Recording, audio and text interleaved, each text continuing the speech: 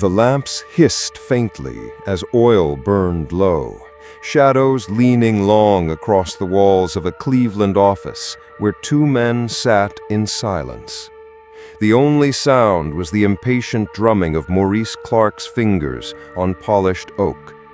Across from him, John D. Rockefeller sat with his back straight, his hands folded loosely, his eyes steady on a point just beyond his partner's shoulder, as though already measuring a future invisible to the rest of the room. The stillness was deceptive. Beneath it pulsed the thunder of a conflict that could no longer be contained. It had begun like so many ventures of that era, with shared ambition, with whispered promises of fortune in a land suddenly flooded by oil. Pennsylvania's fields were alive with chaos, derricks clawing the sky, men shouting prices, horses straining as wagons dragged barrels over mud-slicked roads. Wealth poured from the ground as crude, black as night, and Cleveland, perched at the gateway of rail and lake transport, stood ready to profit. The fever had seized the nation. Fortunes were made and lost overnight, and in the swirl of it all, Rockefeller and Clark had clasped hands in partnership, believing together they could carve a piece of the frenzy for themselves. At first, the union seemed sound. Clark, older, energetic, with a flair for quick words and quicker decisions, opened doors in the market. He could charm merchants, stir excitement, convince investors. Rockefeller, younger, but already carrying himself with the gravity of a man twice his age, brought restraint. He managed the ledgers with a precision that unnerved those who skimmed too freely. He watched every cent, trimmed waste, ensured every barrel was accounted for. To some, it was an odd balance, the gambler and the accountant. But in the first rush of opportunity, it worked. Orders flowed. The firm's name was spoken with rising confidence. Yet differences, once tolerable, became fault lines as the oil boom grew wilder. Prices careened unpredictably. One week, crude sold at $10 a barrel, the next at $2, fortunes evaporating in days. To men like Clark, the volatility was opportunity. He urged aggressive purchases, bold shipments, risk upon risk, convinced that fortune favored the daring. To Rockefeller, the swings were danger incarnate. He saw not profit but peril in reckless buying, not wealth but ruin in haste. His voice was calm but unyielding. Better a slow gain kept than a fortune lost to folly. His retort was hot with impatience. Fortune does not wait for bookkeepers, John. Their quarrel sharpened. Clerks outside the office heard raised voices, the scrape of chairs, the slap of fists on desks. In the warehouses, barrels stood mute witnesses to the growing discord. Rockefeller insisting on precise inventories, Clark pushing to move them fast, to gamble on tomorrow's prices. Rockefeller's eyes grew colder with each dispute. Waste offended him not just as inefficiency, but as moral failure. To let chance guide business was, in his creed, a violation of order itself.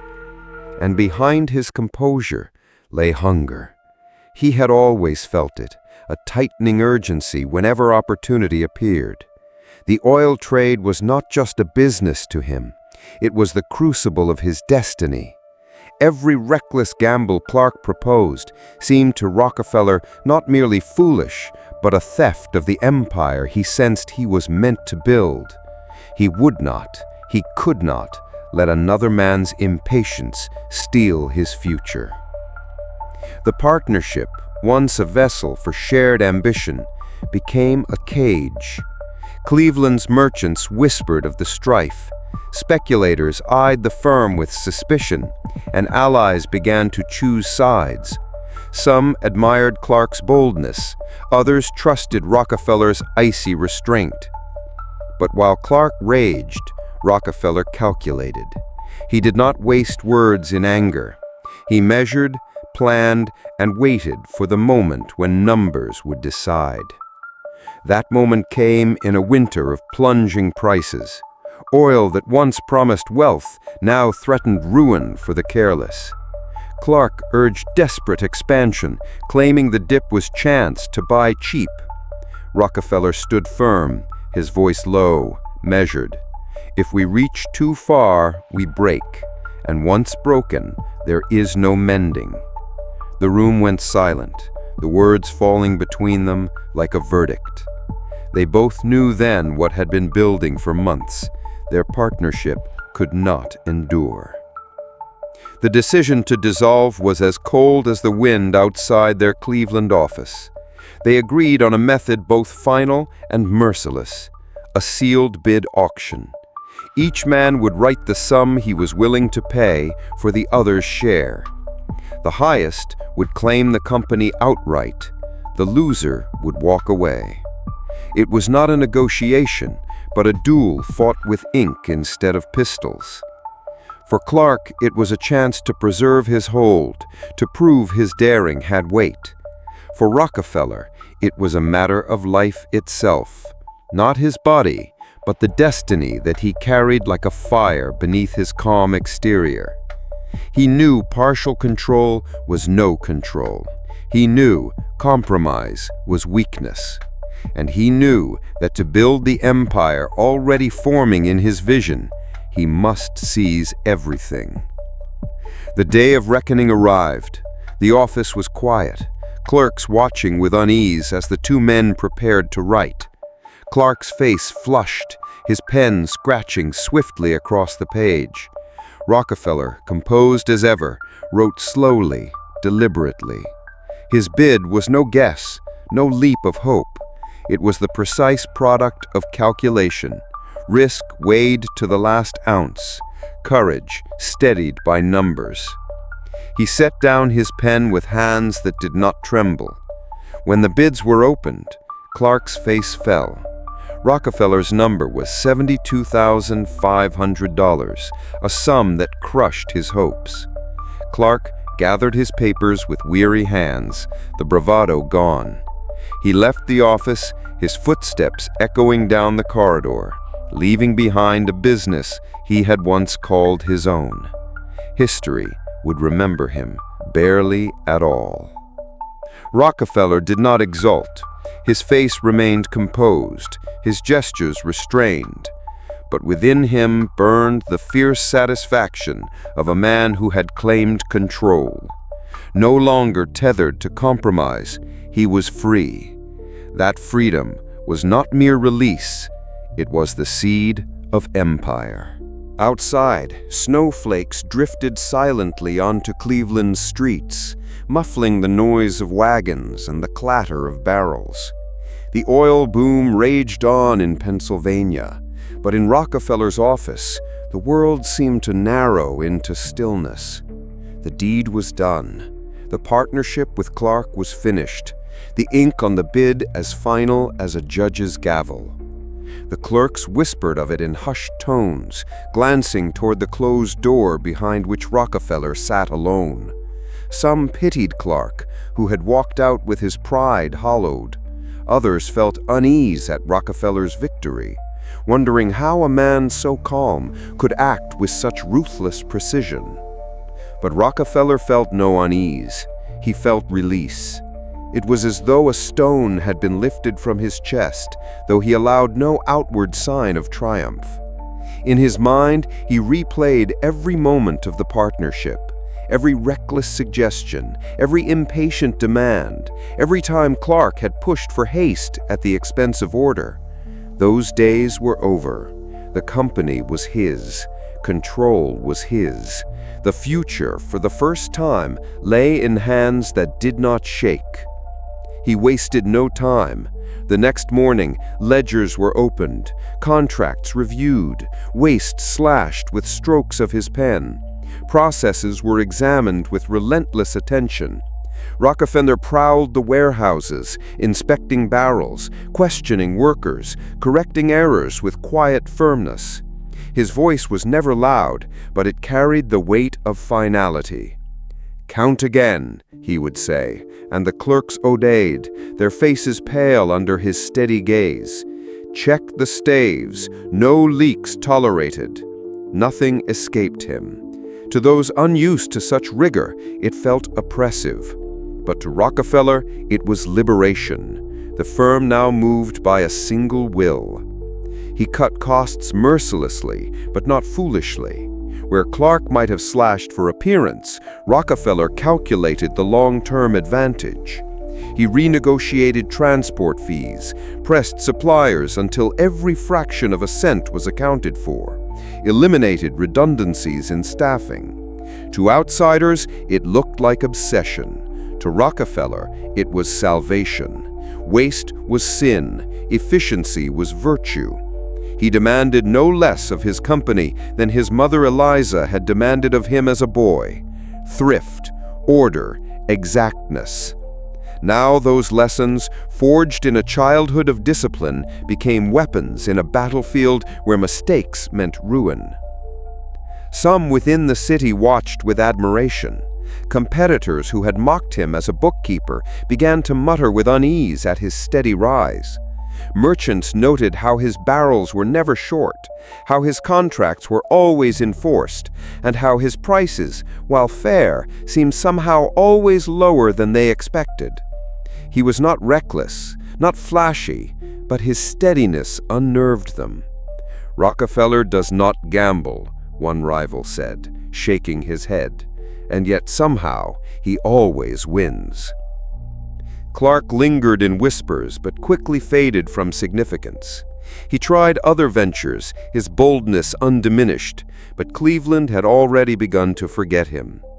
For Rockefeller, the memory of Clark's departure was not about the man himself, it was about the principle carved deep into his bones. Never again would he allow another to stand in the way of his vision.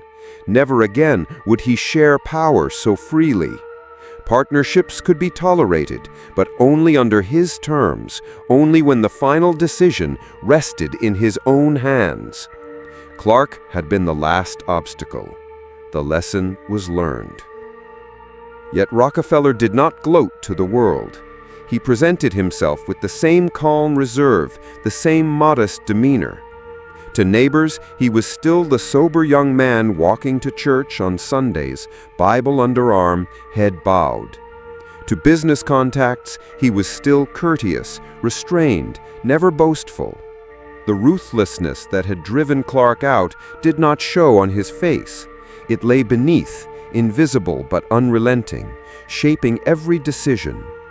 That mask of humility would become one of his greatest weapons. Men trusted him because he seemed incorruptible. They underestimated him because he never raised his voice.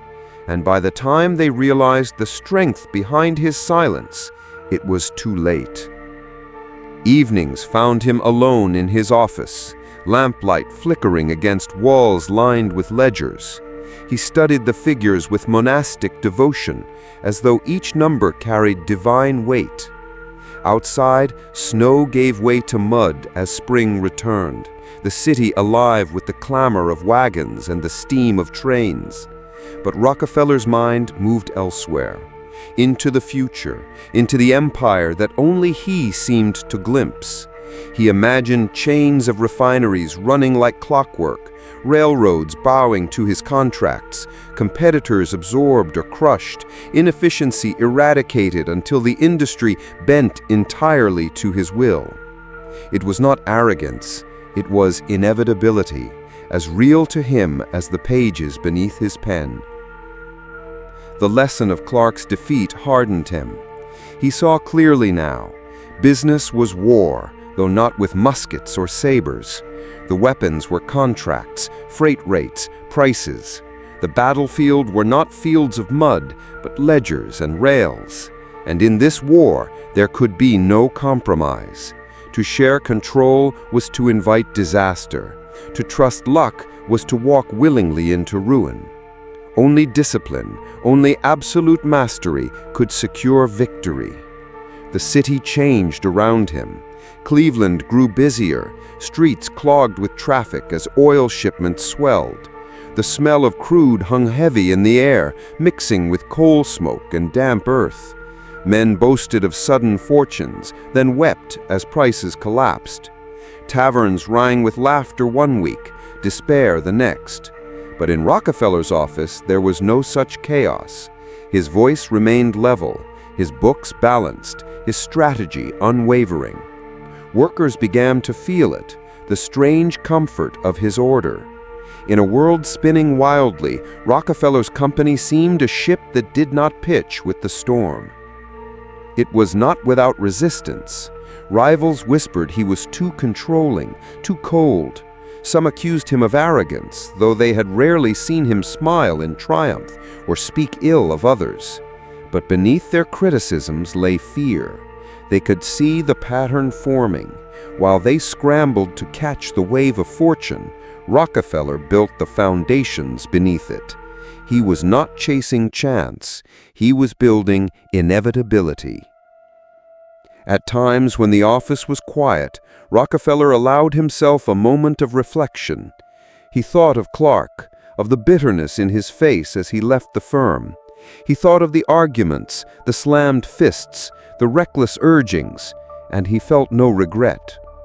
"One commander," he murmured once under his breath, alone with the ledgers.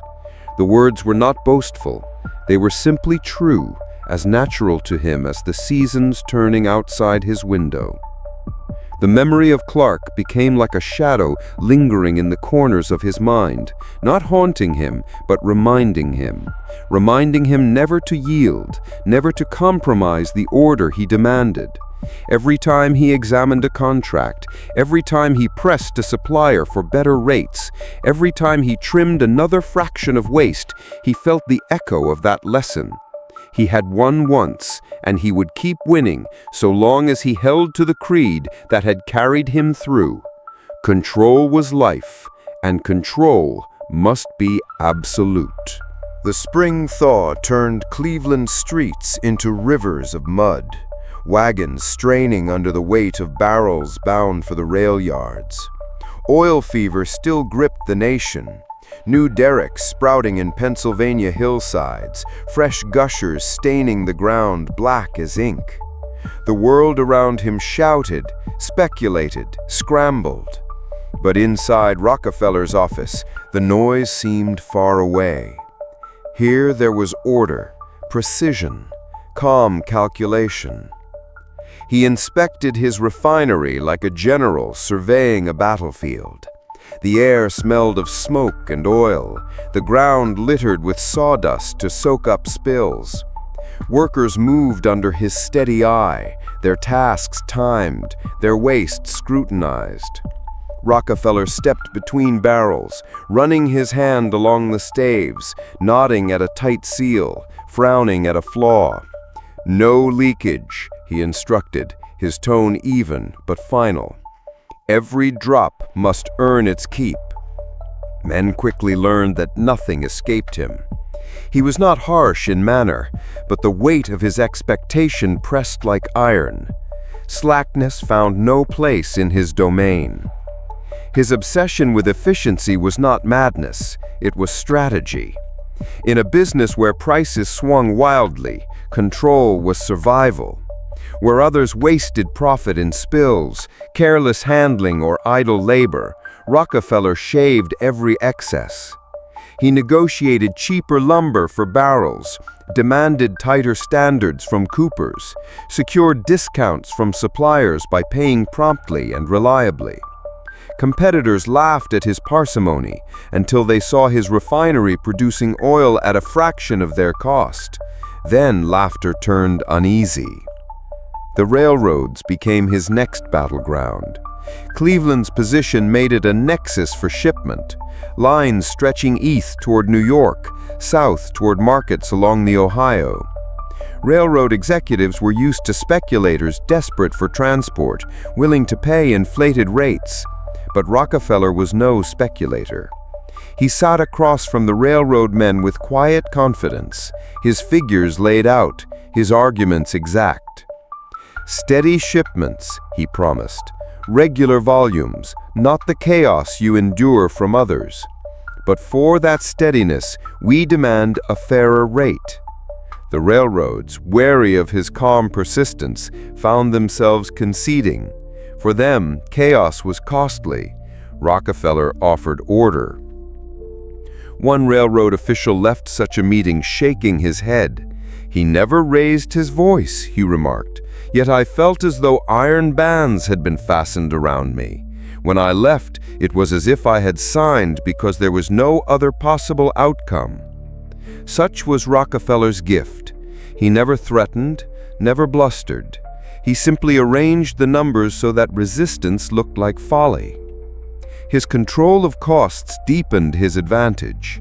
While rivals gambled on price spikes, he tightened contracts, secured steady supplies, and built relationships that lasted. In a market where fortunes collapsed overnight, Rockefeller's business grew stronger by simply refusing to bend to the storm. "We do not speculate," he would tell his associates. "We refine." The words became a creed, carved into the discipline of his company. Still, whispers of his ruthlessness spread. Men remembered the way he had seized control from Clark and wondered what mercy he might show others who stood in his way. But to Rockefeller, it was not ruthlessness. It was clarity.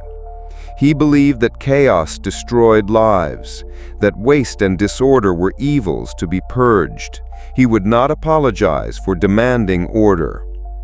Evenings found him walking the muddy streets of Cleveland, coat pulled tight against the wind. Lamps glowed in shop windows. Children darted past on errands, the city alive with the hum of ambition. Rockefeller walked silently, thinking of the future.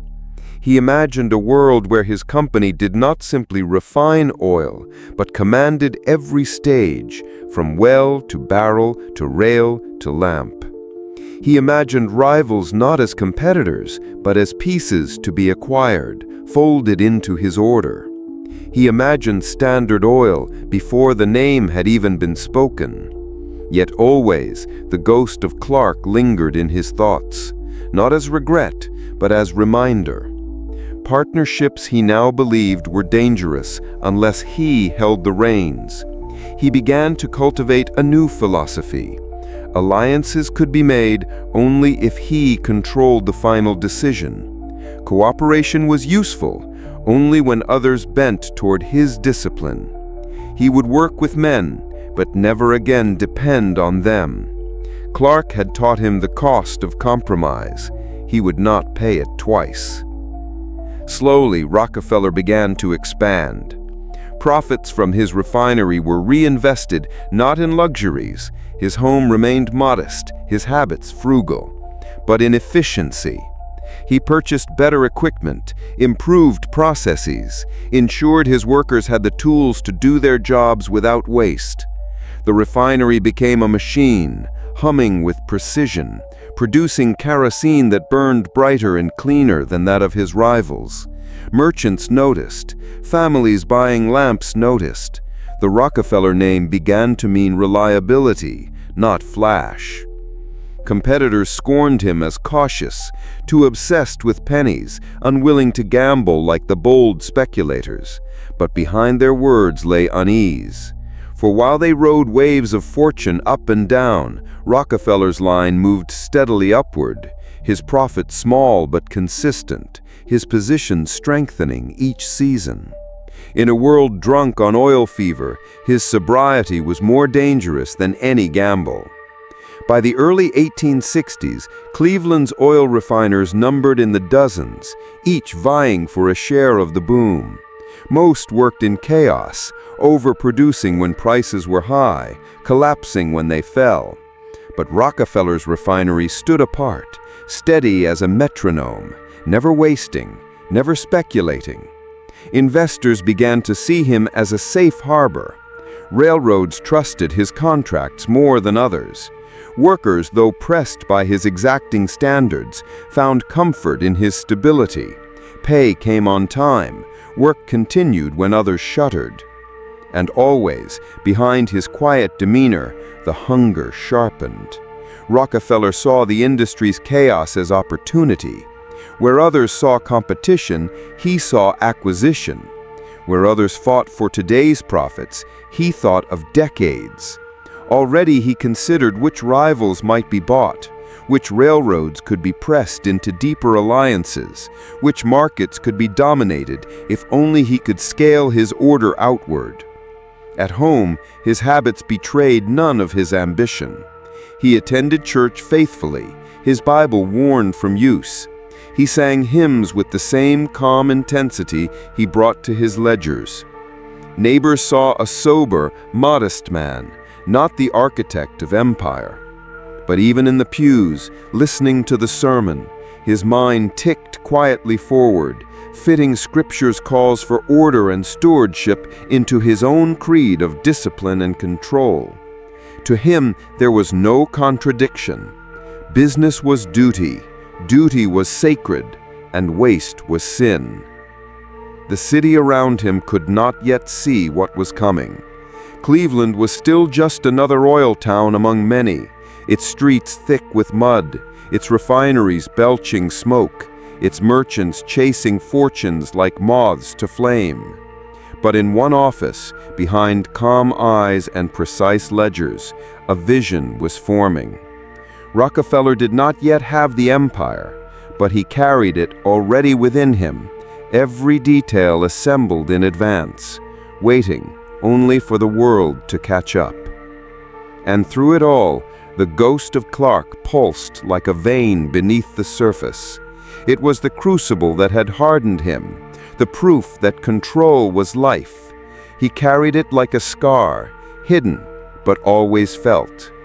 Whenever he sat across from a railroad official, whenever he measured the worth of a rival's refinery, whenever he tightened his company's grip, the lesson whispered, never share power, never waste opportunity, never let chance command your destiny.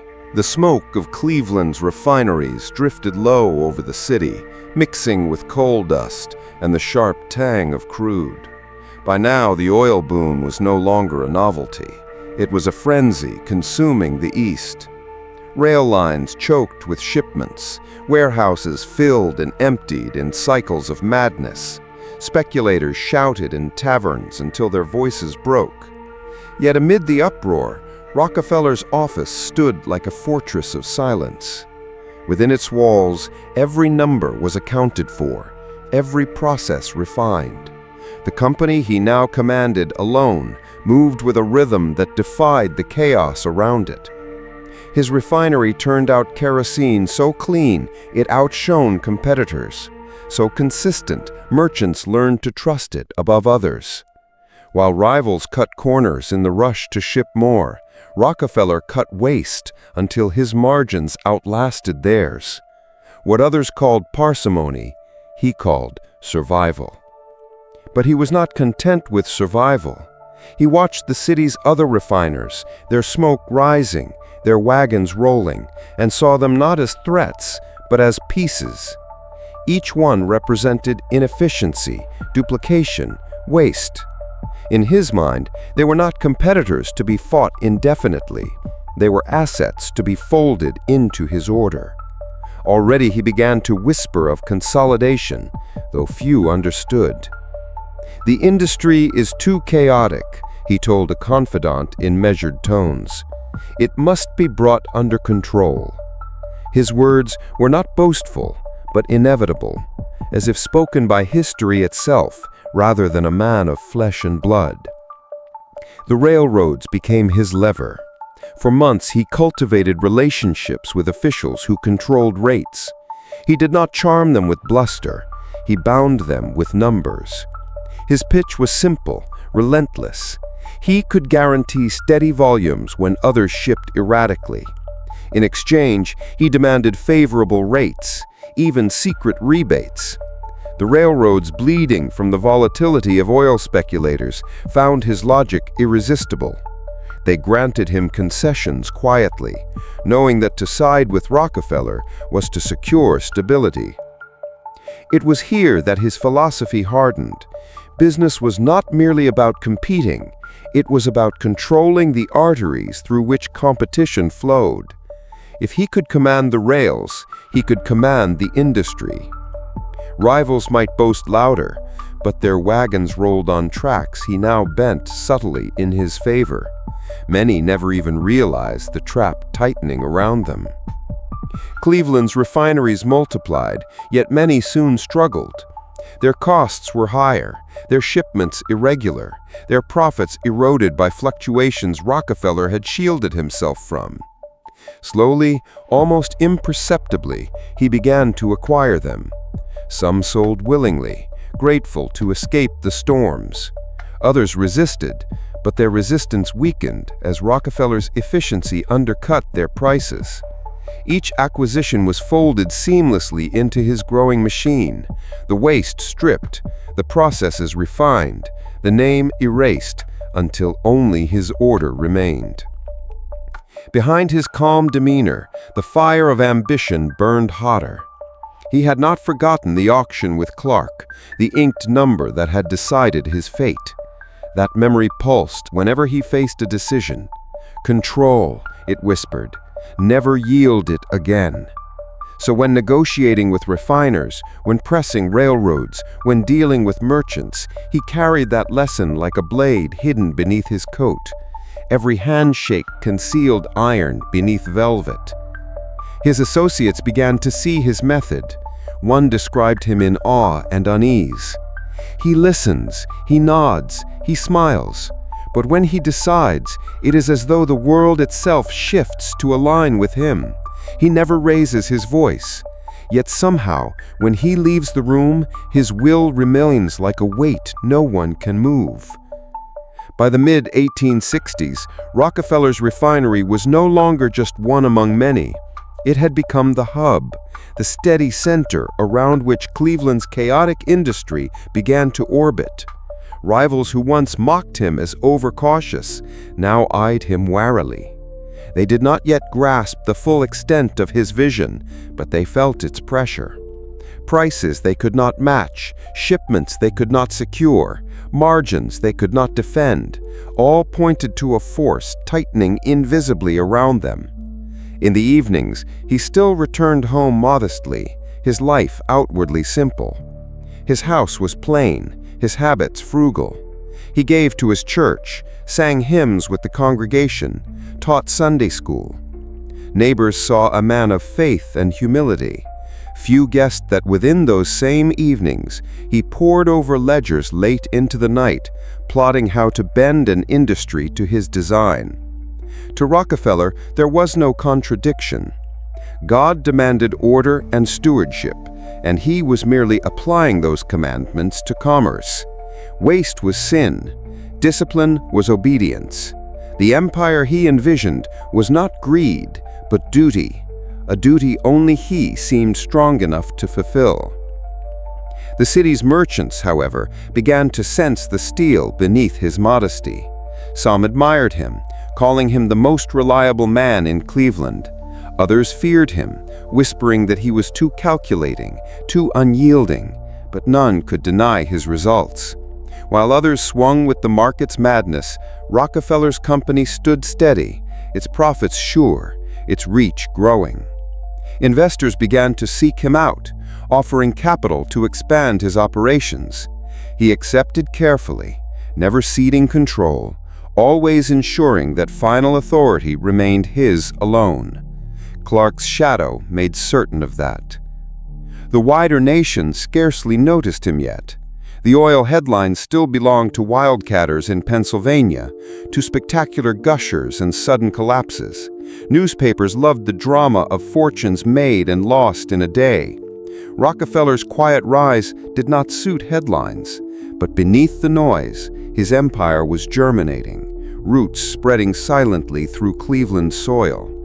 By the time the world looked closely, the trunk would already be too strong to cut down. He walked the rail yards often, boots crunching over gravel, eyes following the endless lines of freight cars. To most, they were just trains. To him, they were lifelines, veins through which the lifeblood of the industry pulsed. He understood before others did that whoever commanded transport would command oil. And so he cultivated the railroads as allies, binding them with promises of volume and payments delivered on time. In return, he demanded rates that strangled his rivals without a sound. Some competitors suspected but could not prove. They saw their costs rising, their profits thinning, while Rockefeller seemed untouchable. They cursed him in taverns, called him cold, ruthless, unchristian, but he ignored them. He believed their downfall was not his doing, but their own failure to impose discipline. He simply provided the order they lacked. If that order swallowed them, so be it. And always, in quiet moments, he thought of Clark. He could see his former partner's face at the moment the bids were read, the defeat etched there. That memory returned in memory whenever Rockefeller signed a contract, pressed a rival, or demanded another concession from a railroad. It was not triumphs he felt, but resolve. Clark was the lesson carved in fire. In business, there can be no divided command. Only one vision could survive. Now, as the smoke of Cleveland's refineries thickened and the rails groaned under the weight of barrels, Rockefeller stood taller. He was no longer the uncertain young partner tethered to another man's impatience. He was commander of his destiny, his company, his future. The empire he imagined was still invisible to others, but to him it was already real, every piece fitting into place with relentless inevitability. The years moved swiftly, each one carrying Rockefeller further from the shadows of Clark and deeper into the light of inevitability. Cleveland itself changed before his eyes. New rail lines stitched across the landscape. Warehouses rose along the lakefront. Refineries belched smoke that turned the sky gray. The city throbbed with ambition, a place where fortune seemed to sprout overnight and collapse by morning. But in Rockefeller's office, the pulse was steadier, quieter, like the ticking of a metronome. Every calculation was deliberate, every move designed not for today's frenzy, but for tomorrow's empire. He never forgot the auction that had made him sole master of his firm. That lesson, control above all, became the compass by which he navigated every choice. It was there when investors approached him, dangling capital in exchange for influence. He welcomed their money, but never their interference. It was there when rivals proposed alliances, urging partnerships to compete against larger markets. He listened politely, then insisted upon terms that left final command in his hands. To him, the world was divided between those who surrendered authority and those who seized it. He had chosen his side. The oil industry around him grew ever more volatile. New wells opened by the dozens in Pennsylvania. Gushers turned valleys into rivers of black mud. The market convulsed with each discovery, prices plunging as supply overwhelmed demand, then soaring when transportation bottlenecks left barrels stranded. Competitors lived and died by these swings, but Rockefeller had insulated himself. His contracts with railroads guaranteed rates and shipments others could not match. His refineries' discipline allowed him to profit even when prices collapsed. Where others saw disaster, he saw opportunity. Moments when weaker refiners could be bought for pennies, their machinery folded seamlessly into his system. Cleveland's refining landscape began to change, almost invisibly at first. One by one, small operators closed their doors or sold to Rockefeller. Those who joined him found their waste cut, their chaos trimmed, their profits steadied. Those who resisted soon found themselves unable to match his prices, their customers lured away by kerosene that was both cheaper and better. Some cursed him openly, calling him ruthless. Others whispered their fear in private, recognizing that his calm smile hid an iron will. Still, Rockefeller maintained his outward modesty. He lived simply, worshipped devoutly, gave quietly to his church. Neighbors saw a sober man, not the architect of a juggernaut. Yet in the solitude of his office, bent over ledgers by lamplight, he planned with a precision that made the future seem already written. He saw Cleveland not as an endpoint, but as a beginning. The city was a hub, but the nation was his horizon. To reach it, he would need more than efficiency. He would need an organization, a name, a standard. The phrase Standard Oil did not yet hang over America like thunder, but Rockefeller carried it within him. To him, the words meant more than a brand. They meant order in an industry of chaos, discipline in a market of frenzy. They meant one vision guiding every stage, from wellhead to barrel to lamp flame. And they meant his vision, not shared, not diluted. The railroads continued to play their part in his strategy. He pressed them quietly, extracting rebates and secret arrangements that slashed his costs below his rivals. He promised steady traffic, filled cars when others faltered, and in return demanded concessions no speculator could dream of. The officials, weary of volatility, found themselves yielding. They may not have liked Rockefeller, but they respected him, and more importantly, they needed him. His shipments kept their rails busy when others faltered, and with each contract signed, he tightened his grip on the arteries of the industry. Competitors began to suspect, sensing the invisible noose. Some railed against him in public meetings, accusing him of unfair practices. But their protests were muffled by their own weaknesses. They lacked his discipline, his cost advantages, his alliances. And while they shouted, Rockefeller kept silent, tightening his system with patient inevitability. He did not need to answer their accusations. The market answered for him, stripping them of customers, pushing them toward collapse or surrender. Inside his office, the ghost of Clark still lingered, not as a torment, but as a constant reminder. He remembered the sound of the paper sliding across the desk, the look on Clark's face when defeat became certain. That memory sharpened every decision.